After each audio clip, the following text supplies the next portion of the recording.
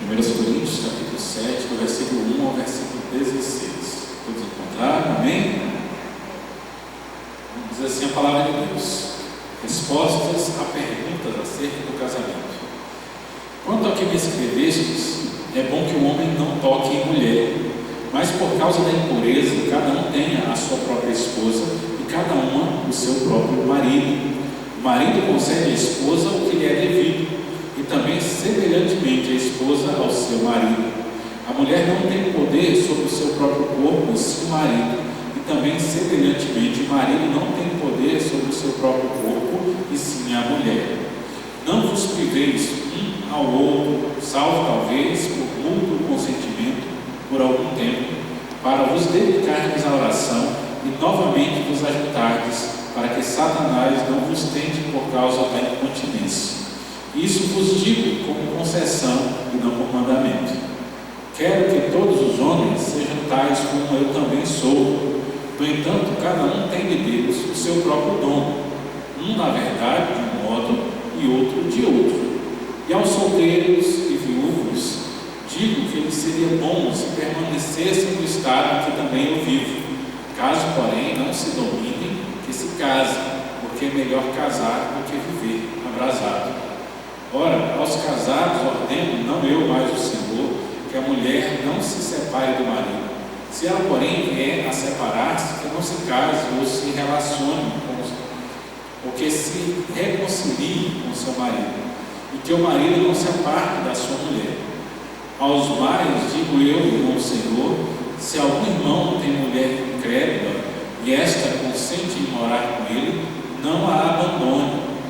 E a mulher que tem marido incrédulo e este consente em viver com ela, não deixe o marido, porque o marido incrédulo é santificado no convívio da esposa, e a esposa incrédula é santificada no convívio do marido crente.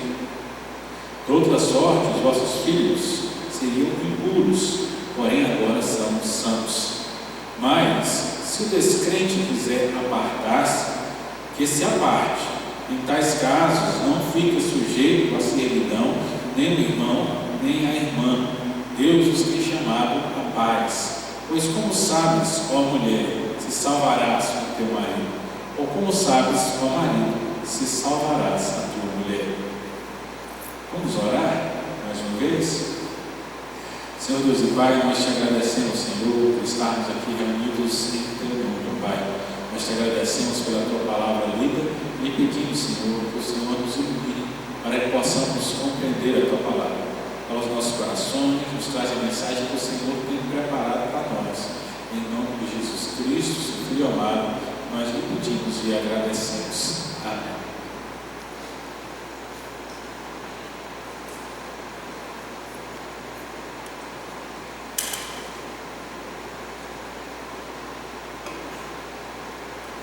Então nós vemos Paulo entra aqui no capítulo 7, conforme a gente já tinha falado anteriormente, né? Ele responde aqui algumas perguntas. O versículo de número 1, que você tem que observar, vê que ele já sinaliza isso. Ele diz: quanto ao que me escrevestes. É daqui mais algumas aferições que se falam e dá justamente aquela ideia, aquela comprovação que a gente tem falado. E Paulo tem tido correspondências com a igreja de Corinto que não estão aqui. Então, como eu falei, a primeira carta aos Coríntios, ela referencia talvez uma segunda carta. Então, Paulo escreveu a primeira carta que não está na Bíblia porque não tinha conteúdo que fosse doutrinário para nós, então não era interesse do Espírito Santo que ele ficasse para a igreja. E em resposta, a igreja de Corinto escreve para Paulo de volta, falando dos problemas e falando de algumas questões que eles tinham lá que não sabiam como resolver. Então, dessa carta ele vem com algumas perguntas, e nessas perguntas vem essas perguntas a respeito do casamento. Então, aqui é um trecho do 1 Coríntios, onde Paulo está respondendo as perguntas da igreja. É por isso que eu acho interessante, quando a gente estuda a palavra, né? Pode perguntar, responder, porque o estudar a palavra ele faz parte disso, e a própria Escritura nos mostra aqui. Paulo explicando a palavra aos Coríntios, e respondendo às suas perguntas. E o questionamento a respeito do casamento. É preciso a gente lembrar aqui um pouco, né, que a igreja de Corinto estava numa cidade, a gente já falou sobre isso, uma cidade que era muito libertina, né? Corinto era sinal de devassidão, e por consequência, a gente sabe, onde há muita devassidão, os relacionamentos, casamentos são meio complicados. Então havia ali também uma ideia muito grande de relacionamentos que não tinham vínculos. Então, para os gregos, para a cultura helenística, a questão de traição e casos extraconjugais eram totalmente tolerados por eles. Então, especialmente em Corinto, que era considerada a cidade assim, meio uma esborna, um negócio bem pesado mesmo. Então, essas coisas aconteciam constantemente. Só que o que aconteceu, o que nos sinaliza os estudiosos, é que, por conta dessa libertinagem da cidade, a igreja, havia algumas pessoas que, buscando santidade, eles queriam fazer justamente o contrário. Eles começavam a considerar que todo sexo era ruim, então todo mundo devia ser celibatário, ninguém ia fazer mais nada. Então, isso eles se afastavam ali e começavam a impor esse pensamento, chamar a atenção das pessoas para isso. Isso leva em consideração também que aquele primeiro século ali, até João escrever ali no final, que Paulo vai escrever uma carta, que é a carta de 2 aos Tessalonicenses, né, que ele vai lembrar muito aos cristãos ali em Tessalônica que o mundo não ia acabar imediatamente, porque eles já estavam vivendo, isso Paulo sinaliza muito claro, tanto em 1 quanto em 2 Tessalonicenses, e o pessoal já achava que não precisava fazer mais nada, porque Cristo já estava voltando, então eles abandonaram as suas vidas. Algo que aconteceu com os judeus quando eles foram para o cativeiro babilônico. E aí teve um dia que tiveram que os profetas e dizer para eles: não, ó, vocês têm que se casar, têm que ter filhos, têm que multiplicar o povo, porque vai levar tempo até vocês voltarem. Então esse imediatismo estava ali. Creio que isso só vai sair um pouco da cabeça da cristandade depois das últimas cartas, incluindo ali as cartas de João e Apocalipse, que vão falar a respeito dessa necessidade de continuidade. Mas havia muita gente ali, e havia esse grupo em Corinto, que eles acreditavam que o mundo ia acabar logo, né? Tipo, a segunda vinda de Cristo, eles tinham uma fé que seria quando eles ainda estavam vivos. E por conta disso, o que é que eles pensaram? Então, se Jesus já vai voltar agora, a gente não precisa se preocupar com a próxima geração. Para que a próxima geração? Jesus já está voltando. E aí eles começaram com essa ideia de se abster totalmente. E Paulo tem que vir para eles e falar a respeito da necessidade do casamento. Por quê? Porque na cidade, o casamento era tratado como nada, então não tinha respeito nenhum. E o ato sexual era colocado como uma coisa assim banal. Mas ele tinha que tomar cuidado também nessa repreensão contra o sexo desmedido que havia em Corinto, com aqueles que dentro da igreja estavam no caminho completamente contrário. Então eu achava: não, agora vamos ser todo mundo celibatário, ninguém vai se casar, ninguém se dá em casamento, e aquele negócio que era um propósito distorcido também de santidade. A gente vê um exemplo disso nos épicos da igreja, os séculos IV, V, VI. A igreja foi criando ali, chegando na Idade Média, a ideia dos mosteiros, a se afastar de tudo, se afastar do mundo, para poder servir a Deus. Então, criaram os mosteiros, as pessoas viravam monges, e ali eles não tinham contato nenhum com a sociedade. Isso vem se repetir depois, já nos séculos 17, 18, a gente vê nos Estados Unidos em comunidades como os Amish, os Quakers, que eram comunidades de puritanos isolados nos Estados Unidos, que não tinham contato nenhum com o mundo exterior. E é uma visão que, com o passar dos séculos, sempre foi entendida na Escritura como uma visão meio equivocada. Então, Paulo vai tratar com calma aqui, em vários passos, sobre casamento, sobre o relacionamento homem e mulher, e o que é preferível e o que não é preferível. É aqui que se tira principalmente a ideia de Paulo do celibato. Talvez a doutrina, a ideia de algumas igrejas, especialmente católica romana, de que o ministro, né, ele deveria ser celibatário, é um pouco tirado aqui de Paulo, tirando de um contexto do que Paulo está falando.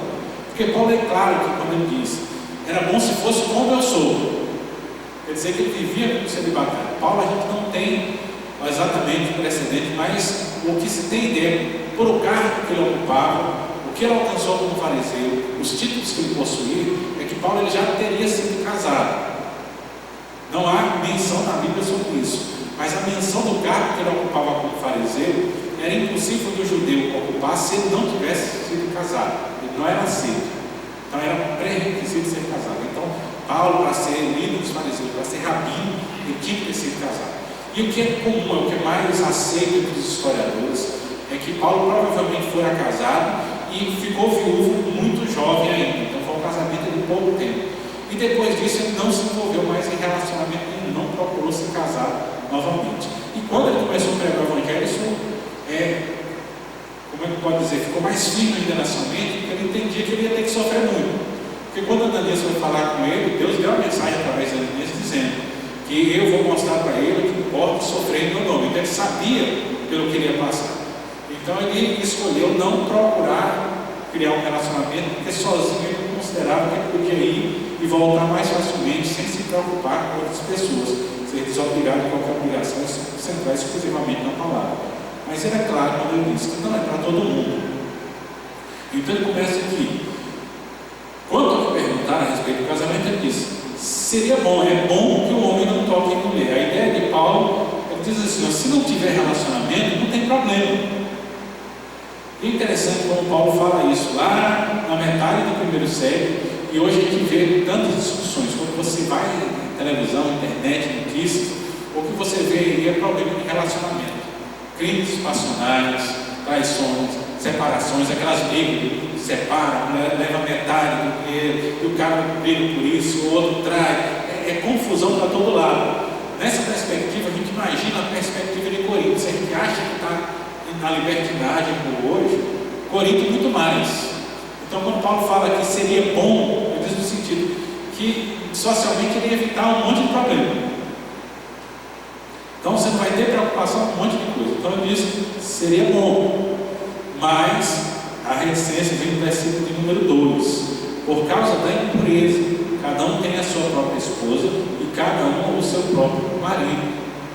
Então, qual a condição? Paulo diz: se vocês fossem capazes de viver desse jeito, seria beleza, bom, menos problema. Mas a maioria não é capaz de viver desse jeito. Então ele cita a impureza. Por quê? Porque há necessidade do ser humano. O ser humano foi criado para isso. O ser humano foi criado para um relacionamento.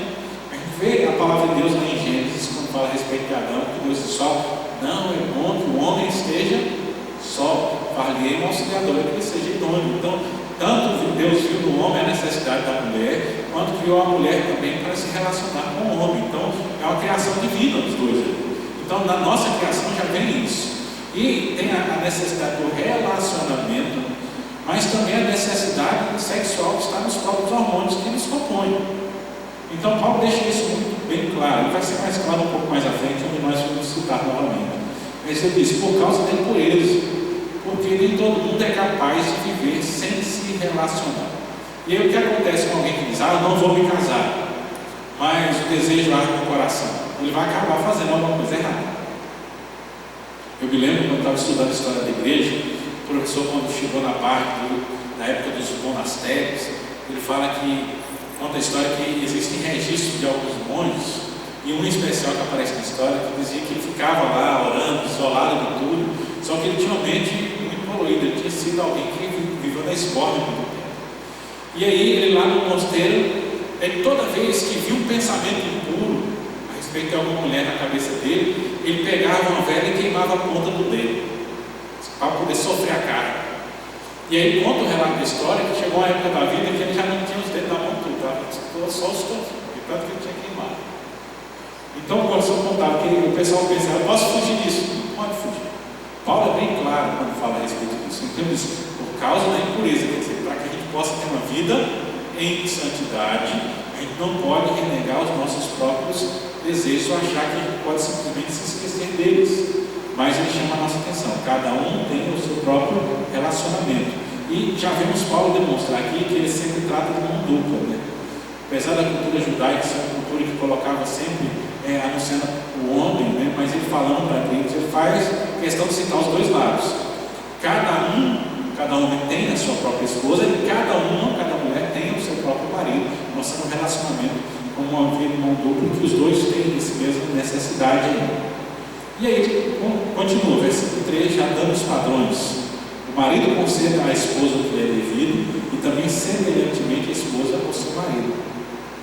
A mulher não tem poder sobre o seu próprio corpo e seu marido, e também semelhantemente o marido não tem poder sobre o seu próprio corpo e sim a mulher. Esses versículos 3 e 4 vai mostrar Paulo mostrando, esclarecendo para nós o princípio de relacionamento marido e mulher. Por que eu estou parando aqui para a gente pensar? Versículos 3 e 4, Paulo traz um princípio, que esse princípio é contrário àquilo que a sociedade apresenta hoje. E também aquilo que a sociedade, a gente fala grosso modo, a ideia geral, também distorcia um pouco mais do passado. Porque a gente sabe que existe uma relação no passado, onde as pessoas, elas tinham aquela ideia de que a mulher ela não tinha direito nenhum, e que o objetivo da mulher era só servir o marido. Então a gente vê retrato disso em filmes, que retrata em tempos antigos, novelas, todo tipo de livro também, essa questão de subserviência. Lembra que a Bíblia não fala de subserviência. A Bíblia ela fala de ter uma missão destinada. Então ele fala de submissão. Submissão não é subserviência. Submissão é estar na mesma missão, sob uma direção. Subserviência está a serviço de uma pessoa. E a Bíblia não fala de subserviência, não fala de estar a serviço de uma pessoa. Então a visão antiga também era distorcida, quando colocava a mulher sem direito algum, mas a visão moderna ela também é distorcida. Quando ela dá ao casal uma desobrigação de tudo, né? Você é desobrigado.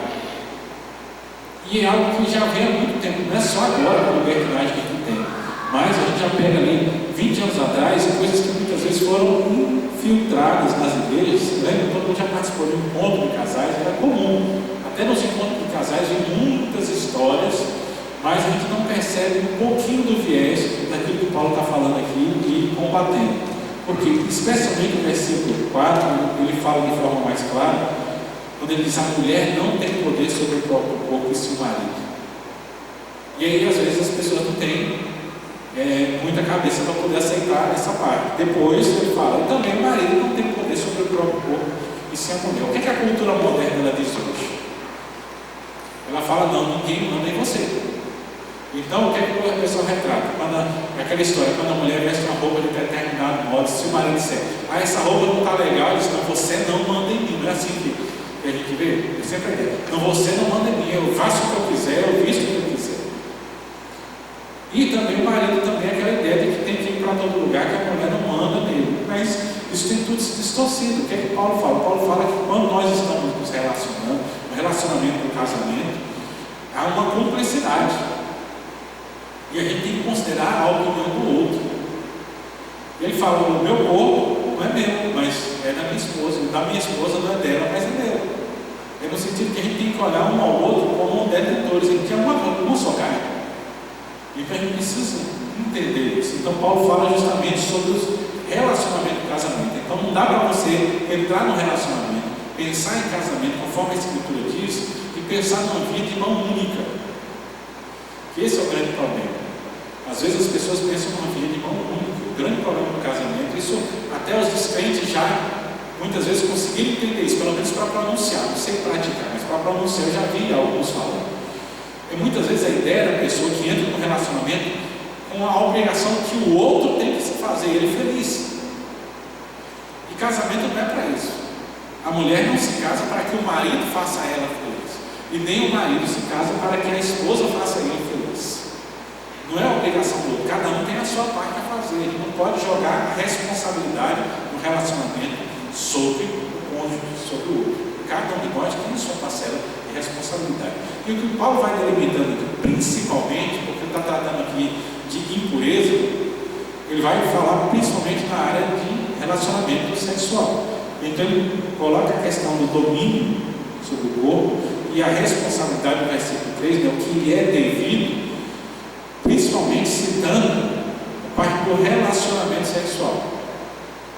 E quando a gente trabalha, quando você vai pensar em termos de mente, em termos de comportamento, o pessoal que trabalha aí com terapia, o problema muitas vezes dos casais, eles podem se originar em outro lugar. Agora, quando vai se procurar alguma solução, geralmente é porque afeta a área sexual. Então tem uma série de outras coisas que o pessoal vai jogando, mas quando chega nessa área, o negócio bate feio. E um dos grandes problemas é justamente essa dureza do coração, seja do marido ou seja da esposa, de considerar que ele não deve nada para o outro.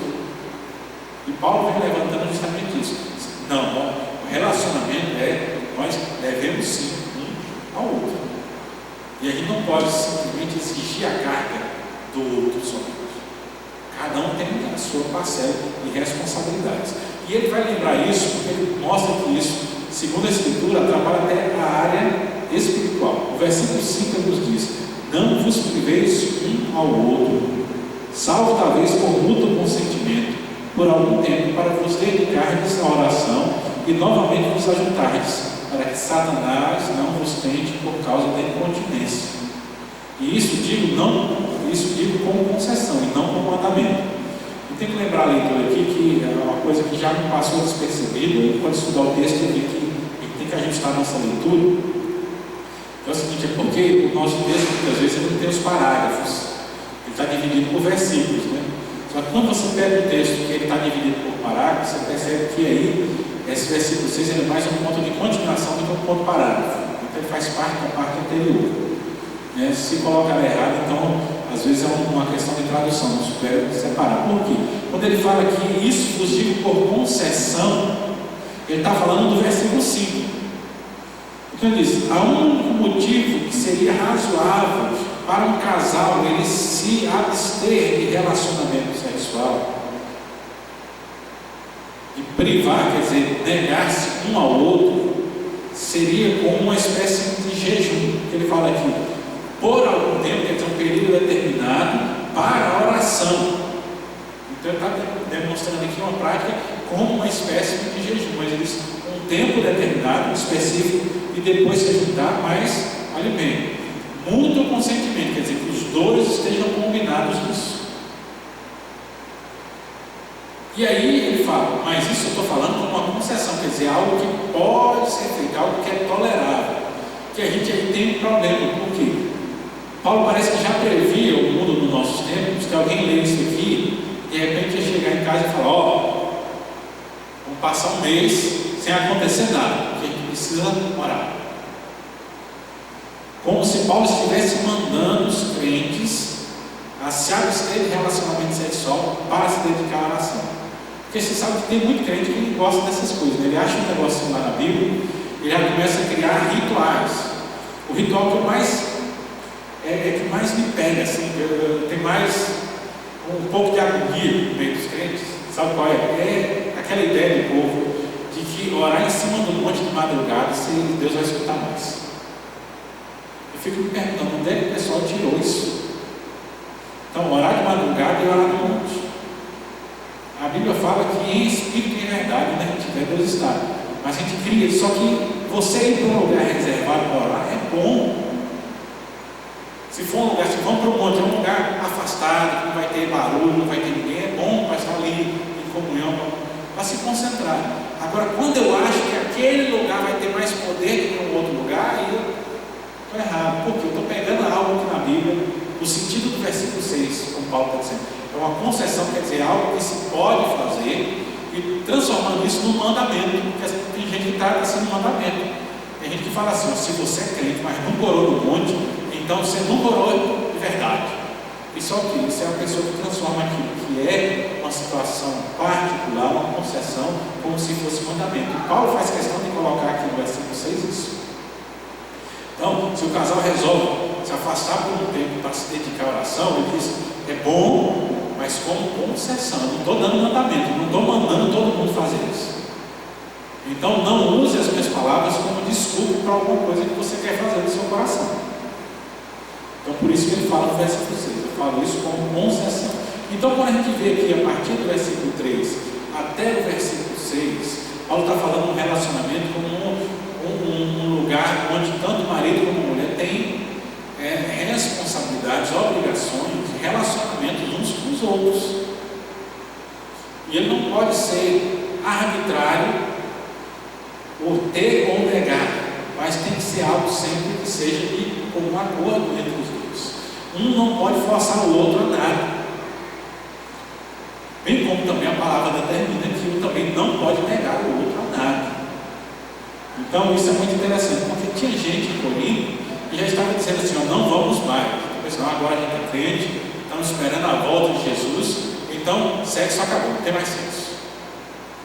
Essa ideia, ela não morreu aqui, Paulo já combatia em Corinto. Mas quando a gente olha o início da Idade Média, quando a igreja ela cria o dogma lá de que o sexo é só para procriação, ela vem num subterfúgio desses pensamentos que já existiam na igreja de Corinto. É gente que tem aquela ideia de que o prazer sexual, o bem-estar que isso pode causar, é como se fosse algo pecaminoso.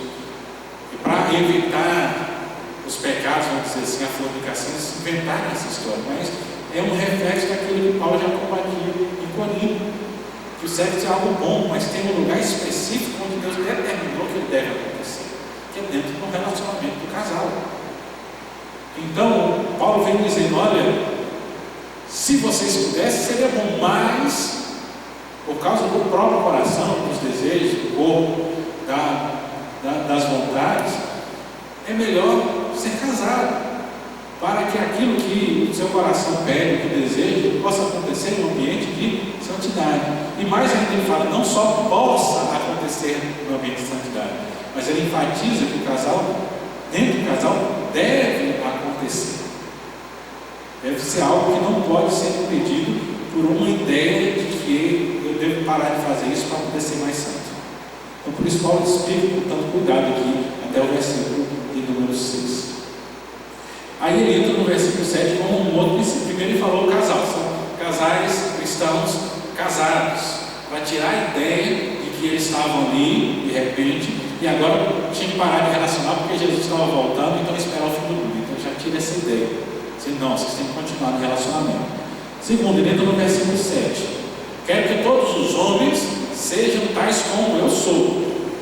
No entanto, cada um tem de Deus o seu próprio dom. Na verdade, de um modo, e outro de outro. Então, primeiro os homens, ele fala, quem acha que pode viver sem mulher, eu queria que pudesse fazer. A ideia é que Paulo é celibatário. Celibatário quer dizer alguém que vive sem se relacionar. Então, como a gente falou no começo, provavelmente ele fora casado, era uma exigência, nenhum judeu, ele pregava e ensinava que alguém poderia viver sem se casar. A pessoa viver sem se casar era algo profundamente ofensivo na cultura judaica. Então Paulo provavelmente se casa, só que quando ele se torna viúvo, ele já tinha passado pelo casamento, ele pode aí abertamente viver sem se relacionar. Mas ele fala que ele tem o dom. O dom seria o quê? Quer dizer que ele vive e não faz falta para ele no relacionamento. A carne não aflora por alguma coisa. Então tanto não faz falta do relacionamento sexual, quando não faz falta também de estar acompanhado de alguém. Então ele é alguém que vive bem nesse sentido. Então ele diz, eu tenho o dom. Então Paulo vai enfatizar que há pessoas que têm o dom. De vez em quando, talvez, na nossa vida, eu falo assim, especialmente já que encontrei em ambientes de igreja, a gente encontra algumas pessoas assim. Às vezes pessoas que não casaram e vivem a vida toda. Eu encontrei muitas senhoras já idosas, velhinhas, ali ajudaram a família, criaram sobrinhos e viveram a vida toda sem se relacionar e vivem tranquilos. Você não vê uma mágoa no coração por nada disso. Então são pessoas que têm o dom para isso. Ele fala, se tem o dom, se tem a capacidade, bom, você se dedica só à sua vida, à oração. E pense, na época que Paulo está falando, né, ser cristão ainda era muito difícil. Então alguém que não tinha vínculo nenhum, era alguém que mais facilmente podia estar andando para lá e para cá para poder pregar o Evangelho, não tinha preocupação com outras pessoas. Paulo vai falar isso em outros textos, quando ele diz que quem é casado não pode se ocupar só das coisas do Senhor, mas tem que preocupar da esposa e como agradar a esposa também. Falando isso a respeito dos evangelistas. Então, primeiro, cada um tem um dom. Os homens, se pudesse ser como eu sou. O outro, então, quando ele fala homens, talvez ele esteja se referindo aqui aos homens que já foram casados e não são mais, ou viúvos ou separados. Ele vai tratar o caso de separação um pouco mais à frente. Versículo 8 ele fala aos solteiros, quer dizer, aqueles que não se casaram, e viúvos, aqueles que já se casaram e não são mais casados, digo que lhe seria bom se permanecesse no estado em que também vive. Então, se é solteiro, não tem relacionamento, não está casado com ninguém. Se é viúvo, já teve, mas não tem mais. Então ele fala, seria bom se você continuasse desse jeito. Porém, aí como falou mais atrás, no versículo 9 ele diz, caso porém não se domine, que se case, porque é melhor casar do que viver abrasado. Esse versículo aqui é um versículo que a gente usa muito. Eu lembro que eu já vi os pastores usando muito, especialmente com jovens, né? O jovem fica, não sei o que, pode escrever, é melhor casar do que viver abrasado. Abrasado, a gente vai ver isso muito mais citado quando ele fala a respeito dos solteiros. É justamente aquela situação em que os hormônios, jovem ali de 18, 20, 21, 20 e poucos anos, os hormônios estão à flor da pele. Ele fala, se você não consegue se aguentar, se não vai se controlar, então se relacione, procura alguém, se case. É o versículo 9 que diz, no caso não se domine, porque viver abrasado quer dizer viver olhando para qualquer coisa, igual a história lá do monge. Então, na hora de pensamento impuro, o cara vai lá e queima o dedo até ficar sem dedo nenhum. E hoje tem muita gente que é assim, está na natureza, não é algo contrário à natureza. Por isso Deus criou homem e mulher, Deus criou o relacionamento, Deus criou o casamento. Então ele fala, se tem o dom, beleza, como cristão a gente não vai passar muita coisa, ele estava ciente dos sofrimentos, ele diz então, seria bom se vocês conseguissem, mas se vocês não conseguem se controlar, tem que se casar. Então veja que Paulo determina aqui não um mandamento. Mas ele fala das possibilidades e a situação que se encaixa em cada possibilidade. Então quer dizer, se o coração não deseja, se o coração não pede, então fique. Mas se o desejo lhe comanda, então se case. E a gente tem que olhar muito para isso, porque eu vejo que por muito tempo a sociedade bateu em um sentido, né? E às vezes a gente tem batido em outro. E ambos a gente tem que cuidar. Por quê? O que eu vejo mais, e sempre vi, é a questão do relacionamento, especialmente em cidades menores, igrejas pequenas, no interior, é aquela ideia. Eu passei na igreja na Bahia que tinha muito isso. É uma pressão muito grande nos jovens, especialmente nas meninas, que tem que casar logo. Lá na Bahia, em Cristóvão, as meninas se casavam, era comum as meninas se casarem com 16, 17 anos. Então, quando a menina fazia 17, 18, já ficava aquela pressão na família, e muitas vezes a pressão vinha para dentro da igreja também. Eu já tive que tratar de jovens adolescentes desesperados. Por quê? Porque estava com 20 anos e na cultura o pessoal já dizia que estava ficando para titio. E aquele negócio pesava no coração, e aí eu tinha que pegar Paulo aqui e dizer, olha o que Paulo está falando. Não é isso. A pessoa tem que entender que não é uma obrigação. E às vezes a gente impõe essa obrigação. E a gente vê o resultado disso, eu principalmente observo, nas igrejas, muitas vezes, casamentos, porque o índice de separação entre cristãos está acompanhando o índice de separação entre os descrentes. Uma das coisas que eu observo é que muitas vezes a gente é muito bom em convencer o jovem de que o sexo antes do casamento é pecado. Mas a gente não consegue trazer essa palavra de Paulo para o jovem. Então muitos jovens têm se casado só para fazer sexo. E aí, quando chega no casamento, você não consegue viver casado. Pouco tempo depois ela acaba se separando, porque deu alguma coisa errada. Porque a gente não entendeu muitas vezes a palavra de Paulo, que ele está dizendo que o casamento ele é uma bênção, não é uma obrigação. Mas a gente tem que entender que se eu não consigo me dominar, o casamento é o lugar que Deus constituiu para nós. Mas existem os poucos, e por isso a gente não pode ser assim, preto ou branco, claro ou escuro. A gente tem que entender que tem pessoas que vão estar prontas, maduras para o casamento mais tarde. Tem pessoas que não têm essa necessidade, talvez ficariam bem se a gente não pressionasse eles para que adquirissem um relacionamento. E tem pessoas que muito cedo já estão aptas e já devem casar, então a gente não deve ficar, mas tem que casar com tal idade. Não, tal idade já está ficando velho. E geralmente são esses pensamentos que acabam induzindo ao pecado muitas pessoas dentro das igrejas. E é disso que Paulo está falando aqui, ó. Seria bom, mas então Paulo sempre estabelece o que é que nós precisamos e o lugar de Deus para nós. Se há necessidade de relacionamento, se ele não consegue se dominar, então o lugar é o casamento. É ali que tem que estar. Se a pessoa não tem necessidade disso, talvez não seja lugar o casamento, porque parece que tem gente que não foi feita para casar, só que na igreja a gente tem uma dificuldade em admitir essas coisas.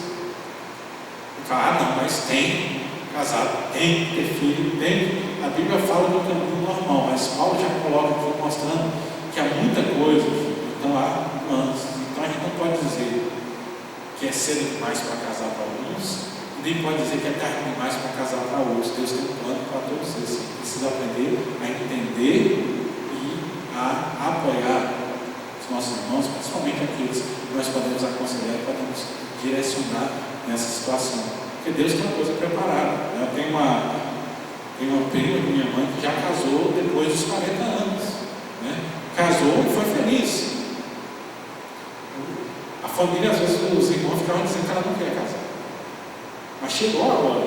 E às vezes perguntaram por quê, o que aconteceu, o que fez de errado. A gente às vezes julga demais. Às vezes a gente precisa entender que Deus tem um tempo para cada coisa. E é isso que Paulo fala aqui quando vai dando esses princípios, né? Se puder, bom, vai servir a Deus mais livremente. Mas se não se domina, casa. Se casar, o marido e a mulher não se privem uns aos outros. Você vê que ele vai colocando todas essas situações aqui. Então, aqui o princípio, até o versículo 9, fala: caso não se dominem, se casem, porque é melhor casar do que viver abrasado. Eu acho que o versículo a gente já usou tanto na igreja que a gente já sabe, não precisa nem explicar muito o significado quando ele fala melhor casar do que viver abrasado. Ele segue o versículo 10, já mais uma vez, o texto de 20, nossos tradutores dividiram, colocando o título aí, a estabilidade da família, mas ele segue mais ou menos tratando o mesmo assunto, né? Então, versículo 10 ele fala: ora, aos casados, ordeno eu, não eu, mas o Senhor, que a mulher não se separe do marido. Então, se antes ele estava falando de relacionamento, né, como conviver com o outro, que é devido, que não é, aqui ele está falando da questão de manutenção. Né? E repare bem que muitas vezes as pessoas confundem. Porque aqui Paulo vai dizer: não eu, mas o Senhor. Isso aqui quer dizer que está citando algo que foi falado por Cristo. Então ele está dizendo, não só as minhas palavras, já tirando assim, conforme diz o Senhor Jesus, e esse já era conhecido da igreja, então ele citava as palavras de Cristo, né? Por isso nós lemos lá em Mateus 19, Jesus fala que não deve separar. Os fariseus foram querer com ele, foram questionar, por que Moisés permitiu? Ele falou: não, Deus não planejou assim, mas Deus permitiu separar por causa da dureza do coração de vocês. Então, há uma permissão ali, mas por causa da dureza, não é o propósito. Então, as palavras do Senhor, a mulher não se separe do marido. E aí ele explica, né? Se porém ela vier a separar-se, que não se case ou que se reconcilie com o marido. E aqui ele fala no sentido que é o princípio que a gente tem que entender. É bom explicar aqui, porque quando a gente chegar um pouquinho mais à frente nos próximos versículos, a gente vai entender esse contraponto do Paulo, né? Ele fala no final do versículo 11, para poder complementar, em que o marido não se aparte da sua mulher, quer dizer, a obrigação para os dois. Então, quando ele fala a mulher não se separe do marido, quer dizer, ela procurar se separar. Então, é o primeiro princípio que ele está dizendo aqui. Então, não separe no sentido que não é o objetivo de Deus que o matrimônio ele seja desfeito. Lembra que ele está falando num contexto aqui, que para os judeus, lá os fariseus, eles já se separavam por qualquer coisa. Aqui vem o princípio bíblico, separar por qualquer coisa. Alguns historiadores dizem que é comum no tempo dos fariseus eles se separarem para poder ascender socialmente. Então, eram homens que tinham uma certa influência e tal, eram mestres, rabinos, mas ele era casado e não tinha dinheiro, não tinha finanças. Então, às vezes, eles pegavam e faziam o que? Eles se separavam, porque a lei permitia, ele fazia um cargo que repudiava a esposa que ele se casou na juventude, para se casar com uma viúva rica e absorver os bens, e aí ascender socialmente. Então é nesse contexto que Jesus está falando que eles eram malvados porque faziam isso. Por quê? O que acontecia? A maldade no coração. Se ele não pudesse se separar naquele tempo, o pessoal arrumava jeito de matar mesmo. Então, no sentido da separação que a lei permitia, era para que não houvesse um atentado à vida. Então, por isso há permissão. Mas Paulo está falando aqui, o objetivo é: não procure. Né? E o marido da mesma forma, não procure, não se aparte. Aqui eu não estou falando específico sobre os casos de separação, isso é caso que a gente pode estudar depois em outros sentidos, mas me atenda ao que Paulo fala, porque, segundo a Escritura, Paulo vai ser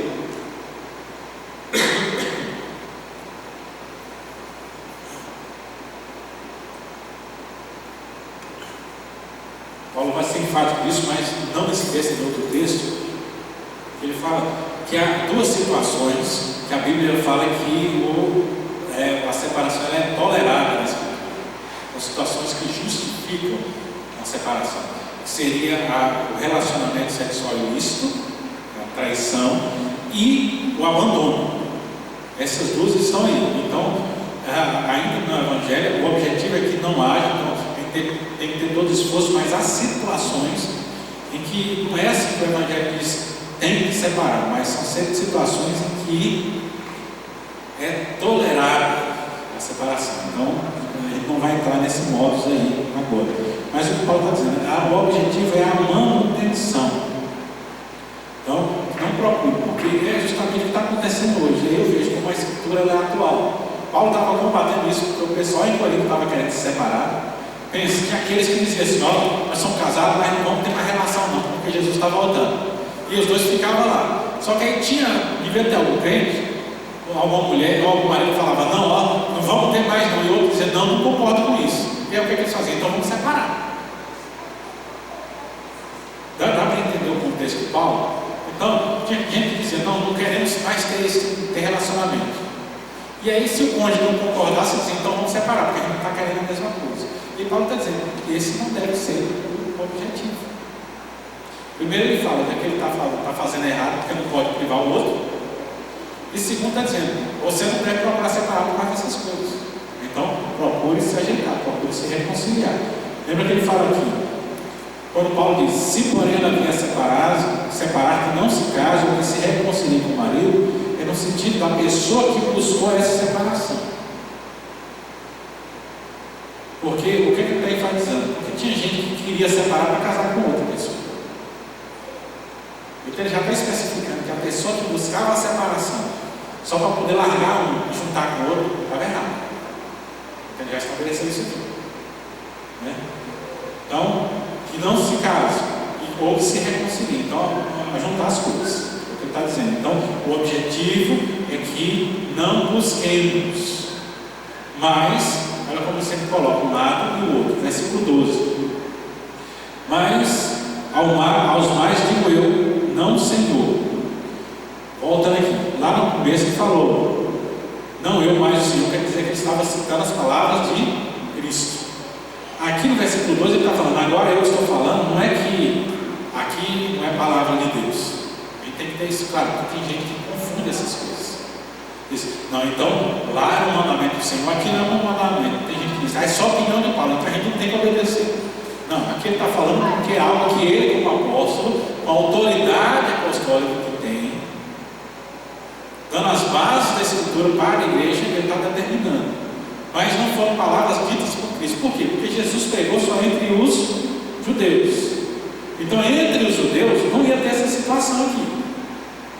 Que é o marido incrédulo com a esposa crente, o marido crente com a esposa incrédula. Isso aqui era a situação de gentio. Era gente que tinha se convertido ao cristianismo, mas o cônjuge não se converteu. Então essa situação só está onde? Na igreja dos gentios. Jesus não ministrou aos gentios.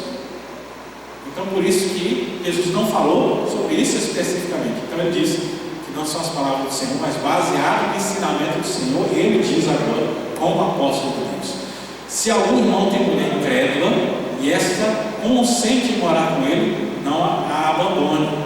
E a mulher, se tem marido incrédulo e esse consente em viver com ela, não deixe o marido. Então a primeira coisa, o crente, que o cônjuge não é crente, se não tem problema no casamento, o cônjuge não quer separar, continue casado. Eu fico imaginando aqui, quando a gente vem observando o texto, então o que é que aconteceu? Provavelmente tinha gente que se convertia e o cônjuge não se convertia, seja o marido ou a esposa. E aí essa pessoa queria separar. Por quê? Porque a Escritura, lá no Antigo Testamento, quando fala a respeito de Deus, fala de não pôr julgo desigual. Lembra? Que as recomendações para os judeus é que eles não deveriam se misturar com os povos de outras nações, porque porque iriam adorar outros deuses. Então, quando lê todas aquelas recomendações, então a pessoa podia dizer: então eu estou em pecado porque o meu marido, ou então porque a minha esposa não é crente. Então o que é que ele queria? Vamos consertar isso, vamos separar. Mas não é isso que a palavra está mandando. Aí Paulo vai esclarecer, dizendo: olha, se você está vivendo e o outro consente, quer continuar vivendo, está tranquilo, então continue casado. Não se separe. Não faça a sua fé motivo de separação do seu cônjuge. E ele faz exatamente o contrário, né? Primeiro diz: se a outra parte consente, então fique casado, não se separe. Mas, lá no versículo 15, vou pular o 14 aqui do propósito para a gente complementar. Mas se o descrente quiser se separar, se apartar, que se aparte, em tais casos não fique sujeito à servidão nem o irmão nem a irmã. Deus nos tem chamado à paz. Então ele diz: se a parte descrente ela quer continuar casada, continue casada. Mas se a parte que não é crente diz: eu não quero ficar casada, eu quero separar, deixe embora. E eu acho interessante isso aqui, porque todo mundo lê isso aqui, né? Todo mundo lê a primeira coisa. Todo mundo já viu alguma vez. Mas é incrível como a gente tem situações dentro das igrejas que a gente mantém um jugo, um peso, que a Escritura não determinou sobre os crentes. Tanto a relação do casamento que eu falei, daquela pressão que a Bíblia não estabelece bem assim, como também separação. Já encontrei casos de pessoas, os casos de irmãos e irmãos na igreja, onde não era crente e foi embora, abandonou, mas a pessoa vivia anos depois ainda remoendo aquela ideia de que não pode sair, que o casamento é eterno. Quando a palavra diz claramente, que é através do apóstolo Paulo, dizendo: se a parte descrente aqui foi embora, deixe embora, você não está mais obrigado. Então, quando a gente pega aqui, juntando ali o versículo 12, 13, com o versículo 15, o que é que Paulo está dizendo? Se o casal, se uma das partes é crente, essa parte ela não deve buscar motivo de separação. Mas se a parte descrente buscar motivo de separação, a parte crente não tem obrigação. Eu acho isso maravilhoso na Escritura, porque ele balanceia. É algo que muitas vezes, humanamente, a gente não consegue administrar muito bem. No mundo, administrar é só assim, que sempre quem é piedoso tem toda a obrigação, o outro não faz nada, mas o piedoso tem obrigação. O crente tem toda a obrigação. E não é isso que a Escritura determina para nós. A Escritura fala claramente: a questão é outra parte. Você faz a sua parte como crente. Agora não dá para fazer a nossa parte e a parte do outro. E Paulo deixa isso muito bem, muito simples. E eu até avanço mais um pouquinho na minha interpretação. Muitas vezes nós temos casais que foram, vamos dizer assim, da igreja, mas uma das partes se afasta, sai, abandona o evangelho, abandona a comunhão com os irmãos, começa a prática de igual dos descrentes. Aí de repente ele resolve querer ir embora e se separar. Se a pessoa não está vivendo no evangelho, a situação é a mesma aqui do marido e da esposa descrente. É a mesma coisa. E muitas vezes eu já lidei com situações exatamente desse jeito, onde aconselhadores, ministros, líderes de igreja puseram um peso sobre pessoas que viveram mais de décadas, sobre o peso de que tinham a responsabilidade de manter um casamento que já não existia há mais de 10 anos. Uma irmã que tratei com ela, o marido dela abandonou a igreja, sumiu, deixou ela criança sozinha, 2 crianças, não se importava com nada, ela fazendo a simples coração para criar essas crianças. O sujeito não queria saber, morava fora, já se relacionando com outras pessoas, mas muitos meninos que foram lá, que conversavam com ela sobre isso, ficavam: vamos tentar reabilitar, vamos tentar de novo, dá mais uma chance para ele. A pessoa 10 anos ali, com um descrente, que tinha abandonado o evangelho, descrente, vivendo com outra família já, sem dar a mínima importância, trazendo sofrimento, e ela sem poder reconstruir a vida, porque muitas lideranças ainda ficavam segurando, dizendo: não pode. Quando a Escritura, Paulo claramente aqui diz: se a parte incrédula ela abandonou, você já não tem mais obrigação. Se a pessoa ela quer perdoar, ela pode perdoar. E é o que eu faço. Às vezes já aconteceu comigo em casais com problemas, né? E aí a mulher ligar para mim: pastor, eu preciso que o senhor me ajude. Eu digo: pois não, meu irmão, eu estou pronto aqui. O que é? Não, eu descobri que o fulano está não sei aonde na cidade vizinha e ele está encontrando com a mulher lá. Eu quero que o senhor vá comigo lá para a gente dar o flagrante dele. Eu falei: não vou. Você vai sair daqui para ir lá para brigar? O que é que a Escritura diz? Eu falo porque essa é uma técnica que a gente já tem. Eu falo porque a pessoa muitas vezes briga, mas depois levanta. Eu falei: você já sabe o que está acontecendo? Sei. Tem testemunho, tem fulano falando para mim. Então, ele está traindo. Se você quiser separar, você separa. Você não precisa ir lá brigar comigo. Agora você vai lá, vai brigar. Vai fazer um barraco. Vai ficar todo mundo falando em você na cidade, porque você vai estar brigando no meio da rua lá. As vizinhas da manhã vai tudo estar vendo lá. E aí depois você volta, você perdoa ele e volta a voltar na mesma casa. Só que vai ficar com essa vergonha. Ó, a Bíblia fala claramente: se houve relação sexual ilícita, pode separar. Mas se você quer perdoar, perdoa. Agora não fica aumentando as coisas. Porque muitas vezes as pessoas entram, e briga e depois volta. Então, você pode perdoar. Está no coração. Se você quer perdoar, faça. Agora, o que a Escritura deixa é que, como igreja, a gente não pode obrigar a pessoa a carregar um fardo se ela não tem o coração para perdoar. Mas a gente ficou obrigando ela a manter um relacionamento que já não existe, porque a parte que não tem o Evangelho no coração foi embora. Isso eu faço questão de enfatizar, porque eu já lidei com pessoas que abandonaram, ficaram uma vida travada por 1, 2 décadas, por causa de pessoas que põem essa obrigação sobre ele. Graças a Deus, esse irmão hoje ele já reconstruiu a vida, está feliz. Por quê? Porque entendeu que a palavra diz que ela não tinha obrigação, porque a parte descrente tinha ido embora há mais de uma década. A gente precisa entender isso. A Bíblia não manda separar. Mas Paulo diz: se a parte incrédula foi embora, não fica obrigado. Né? Deus os tem chamado, no final do versículo 15, Deus os tem chamado a paz. Então é paz. Né? A gente não é obrigado a viver na angústia se alguma dessas coisas aqui forem descumpridas pela outra parte, mas nós somos chamados a viver a paz. Agora, se a paz no coração para lutar por isso, a paz deve dominar também. Agora, por que Paulo fala sobre isso? Por que ele diz: se a parte descrente resolve ficar, mantém, mas se quiser ir embora, deixa embora.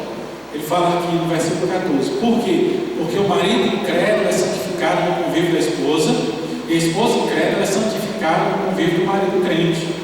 De outra sorte, os vossos filhos serão impuros, porém agora são santos. Então diz: se pode viver em harmonia juntos, então permaneça. Por quê? Porque você vai estar santificando. O que quer dizer santificar? Três princípios básicos apresentados de santificação. Significados de santificação. A gente sabe que santificado é separado. Então, tem o santificado daquilo que é oferecido a Deus, como foi o caso do templo de Salomão, ou quando é alguma situação em que alguma coisa é colocada à disposição do trabalho de Deus. A gente chama de santificar, quer dizer, oferecer a Deus. Existe o santificar, que é buscar ter uma vida mais aproximada com Deus, é o processo de santificação. Né? E existe o santificar, que é separar as coisas que não dizem respeito a Deus. Quando ele fala aqui de santificado, ele está falando de um convívio que influencia. Então não é que o descrente ele vai a partir de agora ser uma pessoa boazinha, ou que ele agora é santo também, porque a esposa ou o marido é crente. Ele está falando que nesse convívio com a pessoa que busca a Deus, a influência do Evangelho vai estar sobre essa pessoa.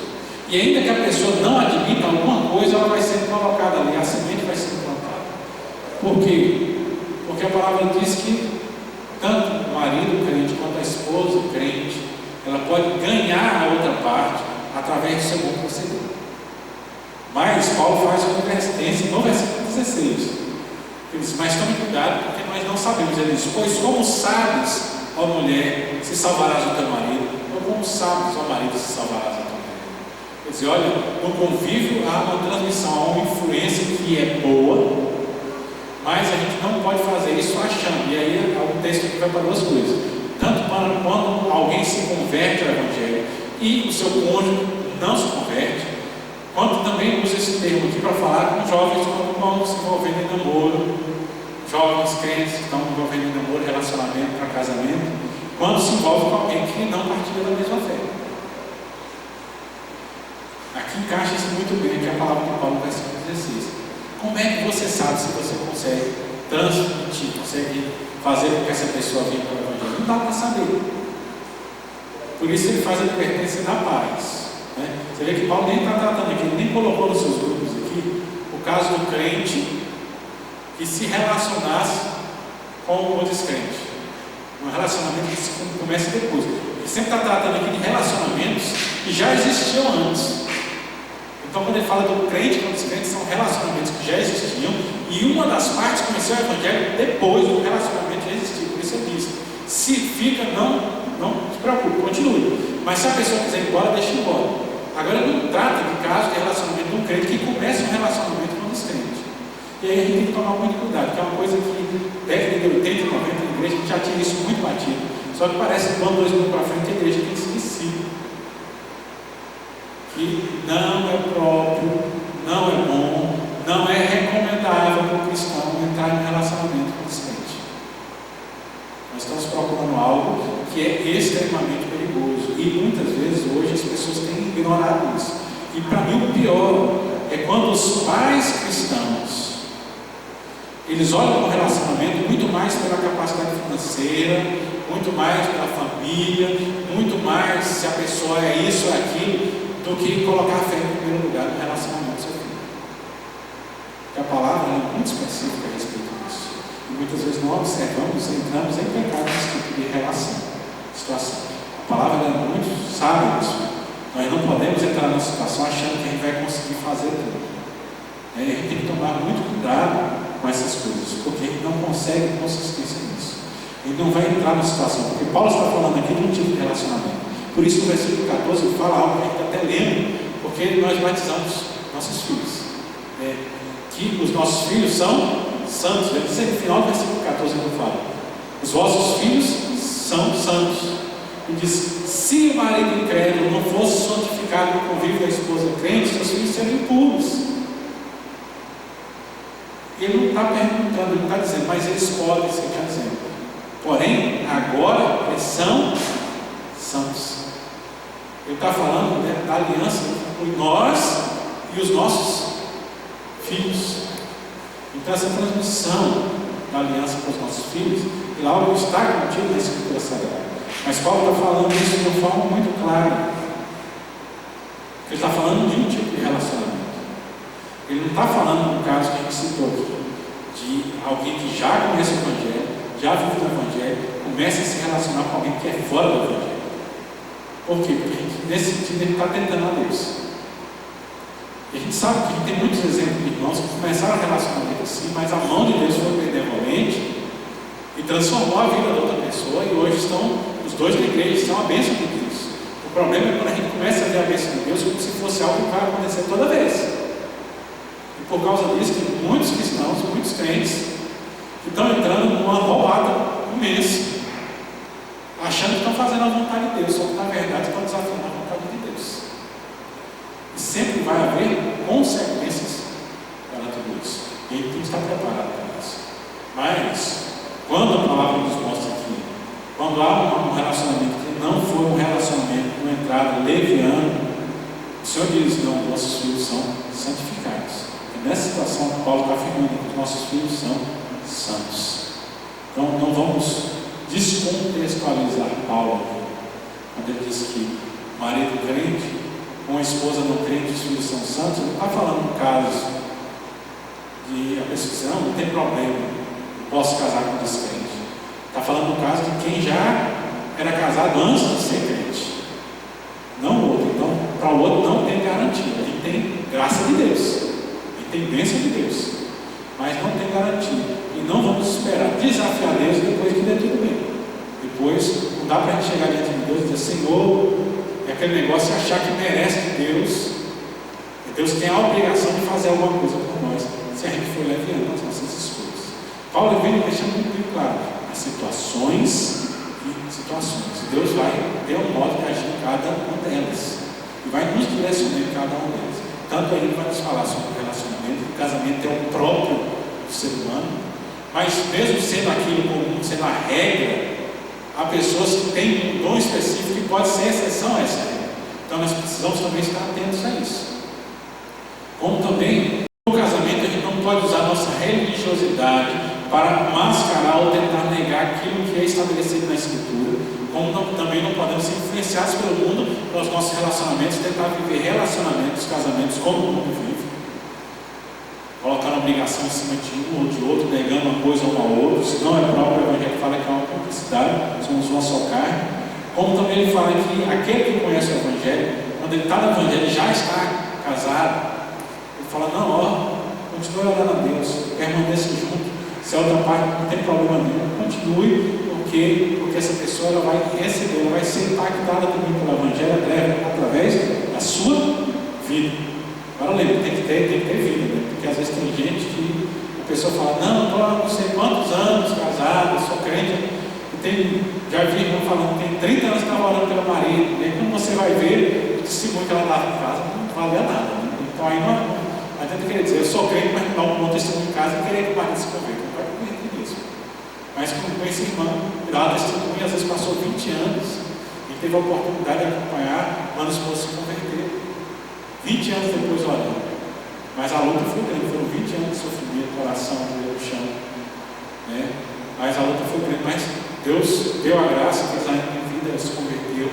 E aí era uma coisa agradável aos olhos, a gente vê, né? Os dois chegando juntos, os cultos na igreja, para poder servir a Deus, a convicção. Então isso é maravilhoso, mas nós precisamos olhar para aquilo que Paulo fala aqui da palavra de Deus sobre os nossos relacionamentos, para não colocarmos as nossas vontades acima da vontade de Deus. Que, em resumo, o que Paulo está falando é justamente isso. Sejam motivados pela nossa religiosidade, ou sejam motivados pela influência para nós não devemos deixar que as nossas vontades ultrapassem a vontade de Deus nos nossos relacionamentos, especialmente nos nossos casamentos. Amém?